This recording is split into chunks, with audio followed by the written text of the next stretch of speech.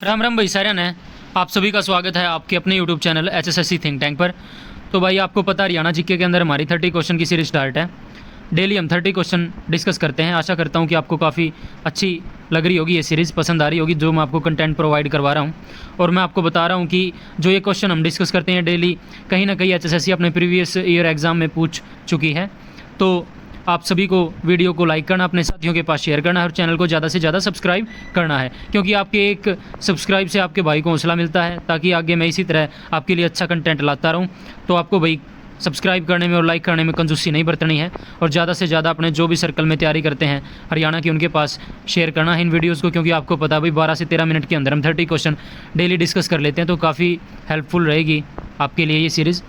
तो बढ़ते हैं आज के पहले क्वेश्चन की तरफ। हरियाणा राज्य का मोरनी क्षेत्र में किस प्रकार की मृदा पाई जाती है? ऑप्शन ए कछारी, बी दुमटी, सी दलदली, डी पथरीली। तो आपको पता है भाई मोरनी शिवालिक श्रेणी में स्थित है। शिवालिक श्रेणी वहाँ पर पहाड़ी एरिया है, तो वहाँ पर पथरीली मिट्टी मिलती है भाई। बढ़ते हैं सेकंड क्वेश्चन की तरफ। हरियाणा राज्य को कितने कृषि जलवायु क्षेत्रों में विभाजित किया गया है?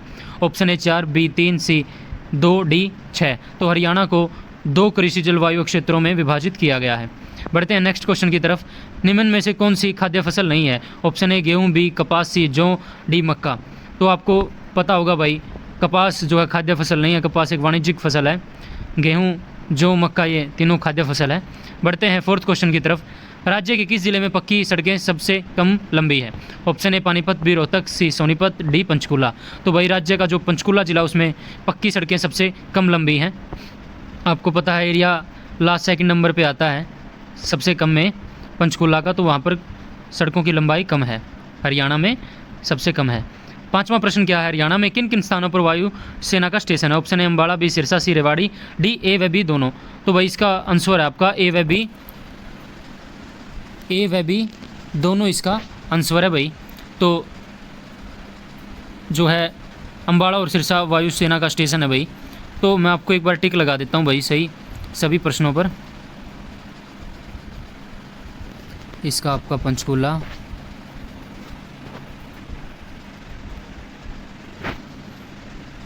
कपास, क्योंकि बहुत सारे साथियों की डिमांड रहती है कि आप साथ ही साथ जो है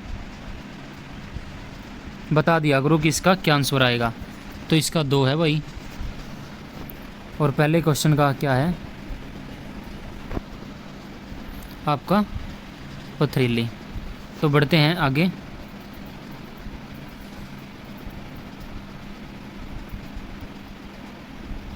अब बढ़ते हैं नेक्स्ट क्वेश्चन पर भाई।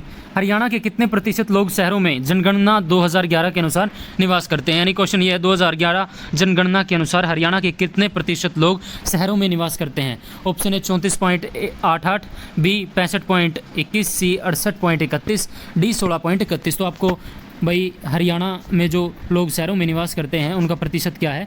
34.88% लोग हरियाणा में शहरों में निवास करते हैं। 100 में से 34.88 जो है आप घटा लेना, तो आपका वो यानी 65.12 आपका जो है लोग 2011 जनगणना के अनुसार गांव में निवास करते हैं।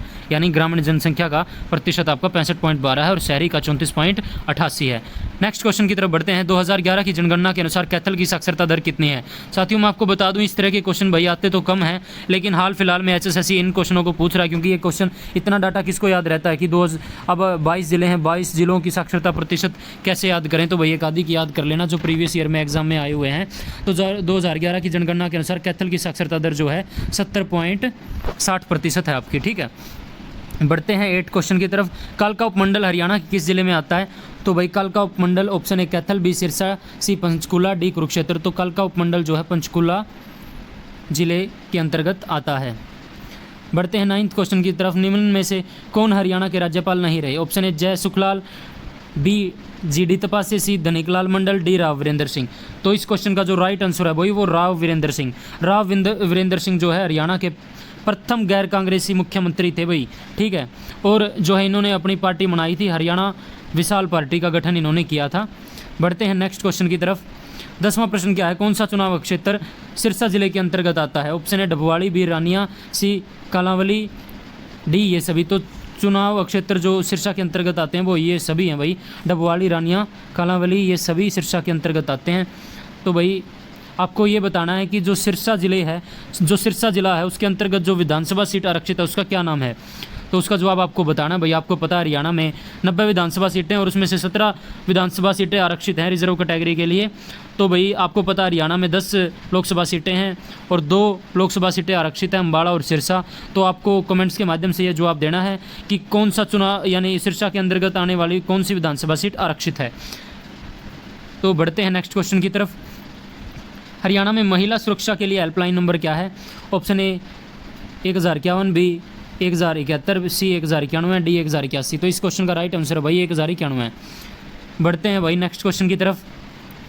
Police range south police range का मुख्यालय कहाँ पर। Option A Mahendragarh, B Rewari, C Gurugram, D Faridabad. आपको पता है हरियाणा में 5 पुलिस रेंजें हैं, तो साउथ जो पुलिस रेंज का मुख्यालय है वो रेवाड़ी में है भाई, ठीक है, इसको रेवाड़ी रेंज भी बोल देते हैं। तो साउथ रेंज है ये। 13वां प्रश्न क्या है, हरियाणा लोक मंच की स्थापना किसने की। Option A Rajkumar Atre, B Rajaram Shastri, C Jainarayan को सिंह, डी लक्ष्मण सिंह। तो भाई हरियाणा लोक मंच की स्थापना किसने की थी। राजाराम शास्त्री ने जो है हरियाणा लोक मंच की स्थापना की थी। बढ़ते हैं भाई 14वें प्रश्न की तरफ। हरियाणा विधानसभा सचिवालय को डैश भी कहा जाता है। ऑप्शन ए हरियाणा विधायिका, बी हरियाणा विधानसभा, सी हरियाणा न्यायपालिका, डी हरियाणा निर्वाचन क्षेत्र। तो हरियाणा विधानसभा सचिवालय को भाई हरियाणा विधानसभा भी कह देते हैं। इस तरीके के क्वेश्चन आ जाते हैं भाई, बहुत से साथी इनमें उलझ जाते होंगे कि इसका क्या, तो भाई आपको अच्छे तरीके से याद रखना है। बढ़ते हैं नेक्स्ट क्वेश्चन की तरफ। हरियाणा के निम्न सभी जिलों की सीमाएँ उत्तर प्रदेश राज्य से लगती है सिवाय। तो भाई हरियाणा के 7 जो हैं ज़िले हैं जो उत्तर प्रदेश के साथ अपनी सीमा साझा करते हैं। Option A Panchkula, B Yamunanagar, C Karnal, D Panipat. तो भाई पंचकूला जो है आपका उत्तर प्रदेश के साथ सीमा नहीं बनाता है, और यमुनानगर भाई हरियाणा का ऐसा डिस्ट्रिक्ट है यानी जिसके साथ 3 स्टेट की बॉर्डर लगते हैं। आपको कमेंट्स के माध्यम से ये बताना है कि जो हरियाणा के ऐसे 2 डिस्ट्रिक्ट हैं जिनकी सीमा किसी भी अन्य राज्य की सीमा के साथ नहीं लगती, उसका जवाब आपको कमेंट्स के माध्यम से देना है। और हरियाणा का ऐसा कौन सा ज़िला है जिसकी सीमा हरियाणा के यानी ज़िलों के साथ सर्वाधिक लगती है, यानी उसके साथ सर्वाधिक ज़िले अपनी सीमा बनाते हैं। तो हरियाणा का ऐसा कौन सा ज़िला है। आपको मैं बता दूं मैं उसी डिस्ट्रिक्ट से बिलोंग करता हूं। तो साथियों आपको जवाब देना कमेंट्स के माध्यम से। अगर अभी तक आपने चैनल को सब्सक्राइब नहीं किया तो भाई सब्सक्राइब कर लो, वीडियो को लाइक कर दो और भाई अपना शेयर का धुआं उठा दो भाई। जो भी अपने साथी सर्कल में है भाई स्टेटस पर ला दो अपने और शेयर कर दो भाई। तो हमने पता है 12वीं वीडियो है अपनी, 11 वीडियो अपलोड हो चुके हैं। तो 12 3 36 360 क्वेश्चन हम डिस्कस कर चुके हैं। और जो भाई अपनी सीरीज़ थी हरियाणा का जिलेवार निचोड़, उसके अंदर 44 वीडियो है साथियों। डिस्ट्रिक्ट वाइज भी प्लेलिस्ट बना रखी है और कंप्लीट एक हरियाणा जीके की हरियाणा का जिलेवार निचोड़ उसकी भी हमने प्लेलिस्ट बना रखी है। तो भाई अच्छे तरीके से बिल्कुल आपको ऐसा कंटेंट कहीं भी नहीं मिलेगा भाई, क्योंकि जो कंटेंट आपको प्रोवाइड करवाया जा रहा है भाई वो एक किताब में तो नहीं उठाया गया, ये 3-4 किताबों में तो उठाया गया है। तो भाई मैं आपकी गारंटी दूँ ऐसा कंटेंट आपने कितने को नहीं मिला। तो भाई अपना देख लो और बढ़िया तैयारी बिठा दो भाई। बड़ा भाई अपना 17वां प्रश्न की तरफ। किसे सिटी ऑफ वार हीरोज़ कहा जाता है। Option A Bhiwani, B Rohtak, C Hisar, D Panchkula. तो भाई भिवानी जिले को सिटी ऑफ वार हीरोज़ कहा जाता है। 1990, बी 6754, सी 5845, डी 4950। तो भाई संपूर्ण हरियाणा में आबाद गांव 6754 है भाई। तो बढ़ते हैं हमारे नेक्स्ट क्वेश्चन की तरफ। राज्य में औषधि वृक्षों को रोपण हेतु वनस्पति वन योजना कब लागू की गई। तो भाई योजना से रिलेटेड काफ़ी क्वेश्चन पूछती है HSSC, तो इनको अच्छे तरीके से याद करना है। तो भाई हरियाणा राज्य में औषधि वृक्षों के रोपण हेतु वनस्पति वन योजना 1 नवंबर 2003 को चलाई जाती है साथियों। बढ़ते हैं नेक्स्ट क्वेश्चन की तरफ। हरियाणा के रेतीले भाग में सिंचाई का साधन क्या है। ऑप्शन ए नलकूप की सहायता से, फुहारों द्वारा, बी वर्षा द्वारा, सी कुआं द्वारा, डी नहरों द्वारा। तो भाई हरियाणा के रेतीले भाग में सिंचाई जो है नलकूप की सहायता से, फुहारों द्वारा की जाती है। तो बढ़ते हैं भाई नेक्स्ट क्वेश्चन की तरफ। प्रदेश का थानेश्वर नामक नगर किस प्रसिद्ध राजा की राजधानी था। तो option A Harshavardhana, B Kanishka, C Chandragupta Vikramaditya, D Ashoka. तो भाई प्रदेश का थानेश्वर नामक नगर हर्षवर्धन राजा की राजधानी था और इसने अपनी द्वितीय राजधानी कन्नौज को बनाया था। ठीक है ऑप्शन। अब बढ़ते हैं 23वें प्रश्न की तरफ। सन 1809-10 में समस्त हरियाणा किसके अधिकार में था। ऑप्शन ए मराठों के, बी अंग्रेजों के, सी मुगलों के, डी सतनामियों के। तो 1809 और 10 में समस्त हरियाणा अंग्रेजों के अधिकार में था। 1803 में सूर्यंजन की संधि होती है, उसके तहत हरियाणा पर अधिकार हो जाता है, मराठों द्वारा बेच दिया जाता है हरियाणा को अंग्रेजों को।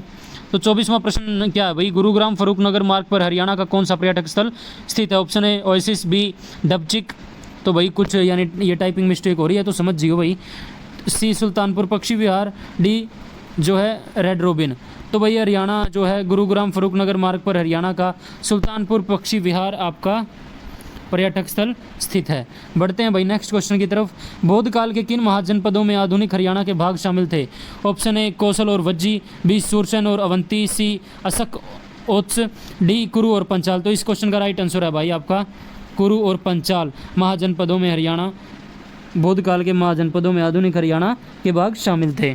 तो भाई अभी तक चैनल सब्सक्राइब नहीं किया तो सब्सक्राइब कर लो भाई, सब्सक्राइब करना आपका कि मैं घटदा को नहीं। 26वां प्रश्न ये है, मुगल काल में इस प्रदेश में जनपदों का स्थान किसने लिया था? ऑप्शन ए गणसंघ ने, बी पंचायत ने, सी खापों ने, डी गण व्यवस्था ने। तो मुगल काल में इस प्रदेश में जनपदों का स्थान किसने ले लिया था? खापों ने। ठीक है भाई, खाप आज भी बहुत मायने रखती है भाई, बहुत यानी बड़े बड़े फैसले खापों में सुलझा दिए जाते हैं, कुछ फैसले गलत भी सुनाए जाते हैं, कुछ भाई सही भी होते हैं। ठीक है, किसी के लिए कुछ चीज़ें भाई हक में होती हैं, किसी के खिलाफ होती है, तो ऐसा तो चलता ही रहता है। 27वां प्रश्न क्या, 11 रुद्री शिव मंदिर हरियाणा के किस नगर में स्थित है?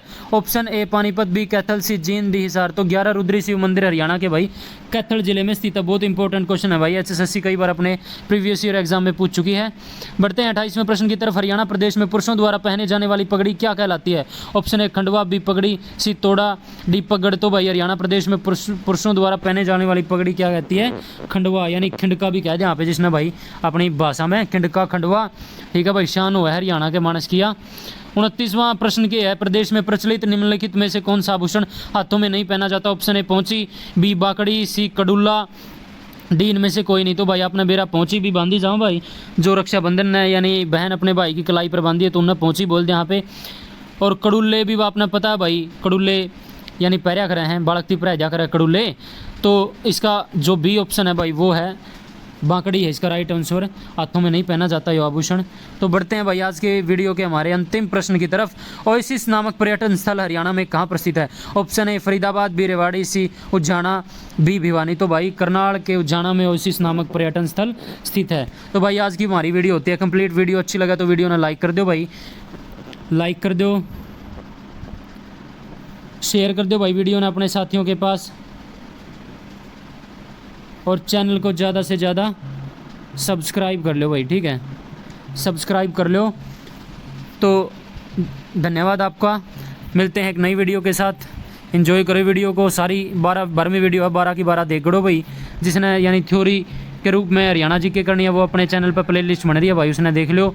तो सभी साथियों को राम राम भाई, धन्यवाद सभी साथियों का।